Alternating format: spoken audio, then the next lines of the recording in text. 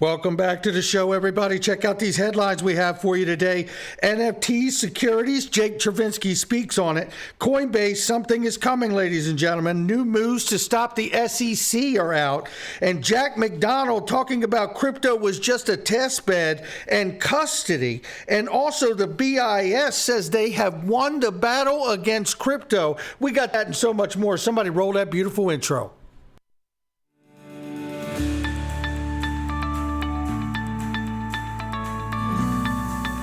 Digital Perspectives with Brad Kimes. Come on in.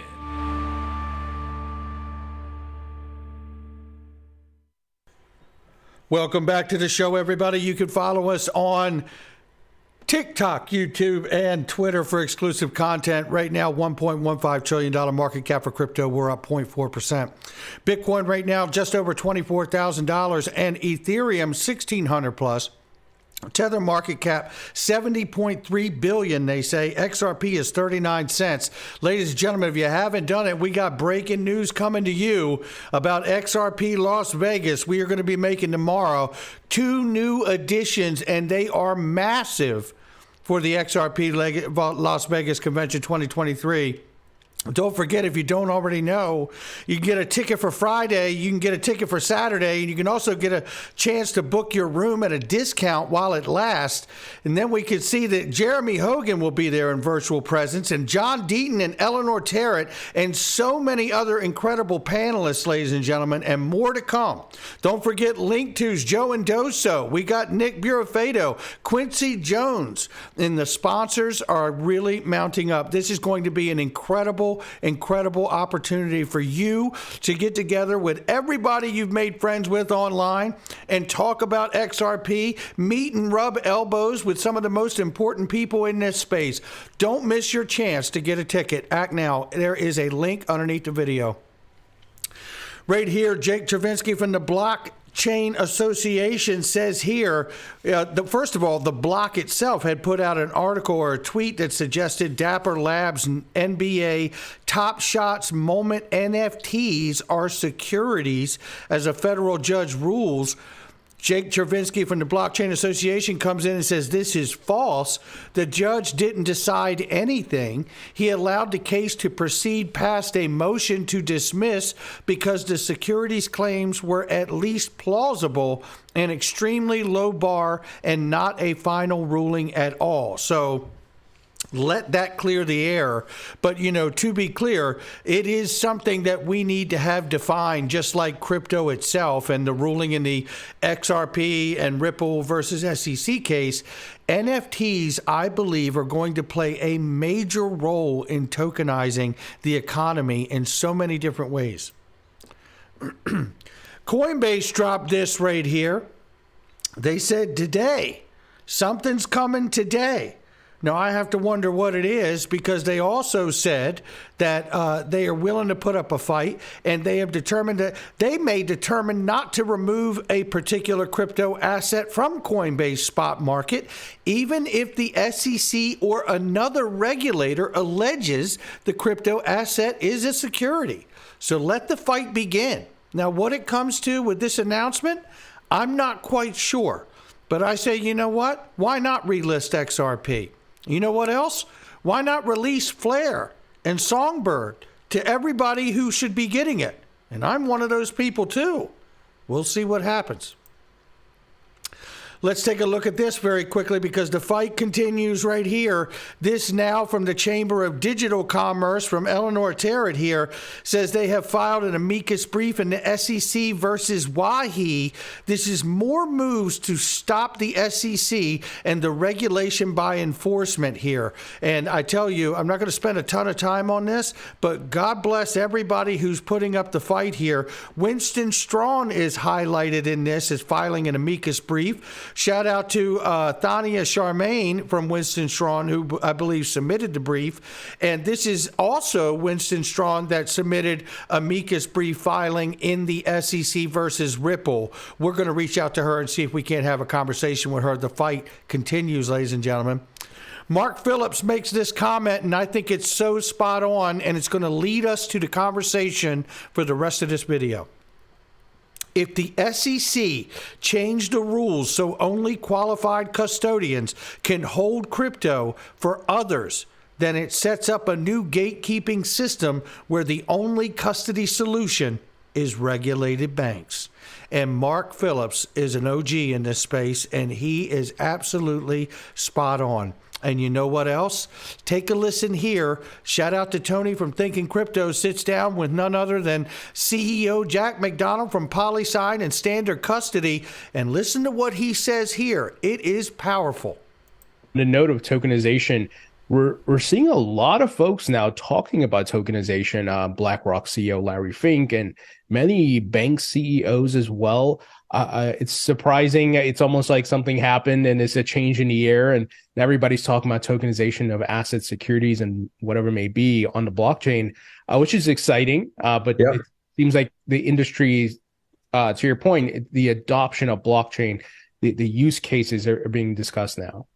I'm not sure that our listeners would necessarily agree with this, but I think there's a growing sense that, particularly among the TradFi professionals out there, that history may show that cryptocurrency was really a proof case for the underlying technology of DLT and blockchain technology that really paved the way for tokenization. And if you think about the TAM, or total addressable market, broadly speaking, other asset classes than crypto is where the real juice is here, in terms of just whether it's equities or credit instruments or real assets, real estate, et cetera. And to your point, there's been some very well-known, prolific proponents of tokenization.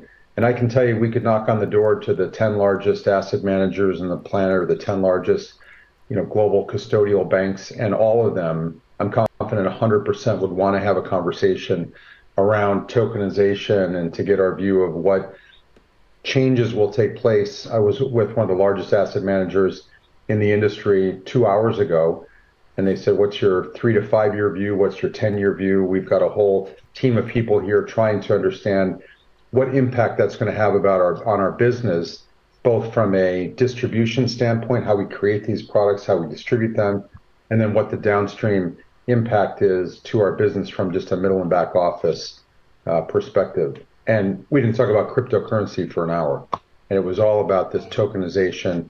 We have a product and a service in AtomicNet that has a blockchain at our core, and we do essentially focus on atomic settlement.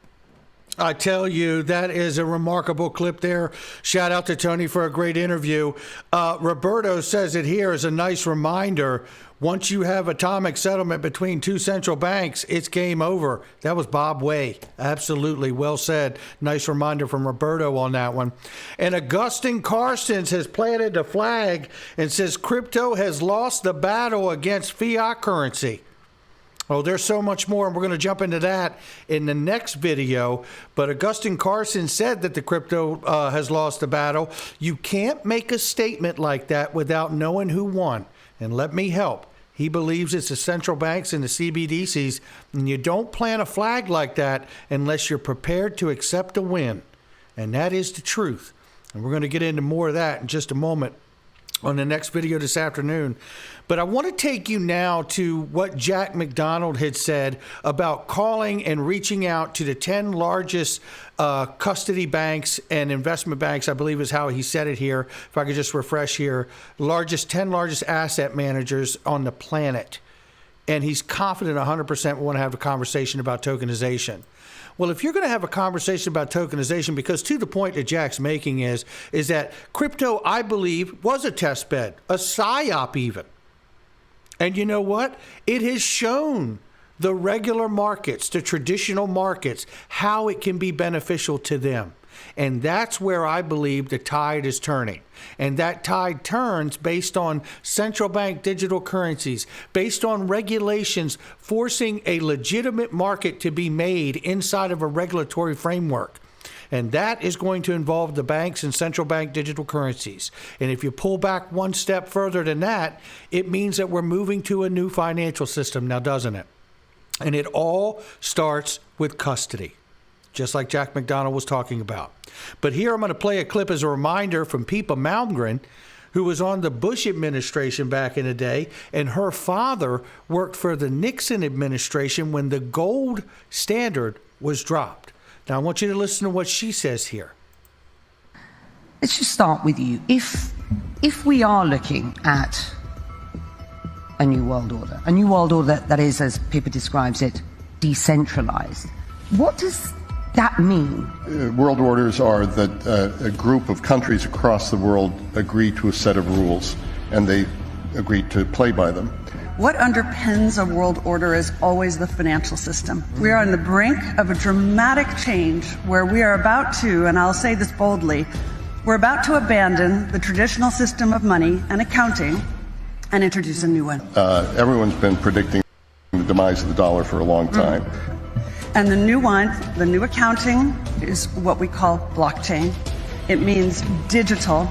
It means having a almost perfect record of every single transaction that happens in the economy, which will give us far greater clarity over what's going on. It also raises huge dangers in terms of the balance of power between states and citizens. In my opinion, we're going to need a digital constitution of human rights if we're going to have digital money. But also, this new money will be sovereign in nature. Most people think that digital money is crypto and private. But what I see are superpowers introducing digital currency. So I find it very difficult to talk about the world order that we're coming into, given how very tenuous and unstable the current environment is. In my lifetime, this is the second time that I have seen the superpowers actually threaten the possibility of nuclear war. We're already in World War III. We are already in conflict that extends so far beyond Ukraine, actually. Remarkable. And I have to say, I think it's spot on for where we are on a macro view.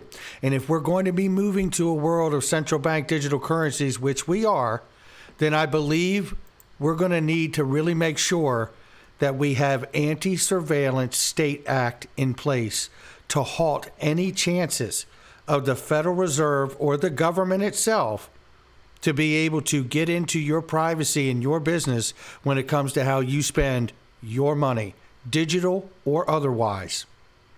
Not financial advice from me or anyone else. This thing is starting to pick up speed, ladies and gentlemen. It's just my digital perspectives. I'll catch all of you on the next one.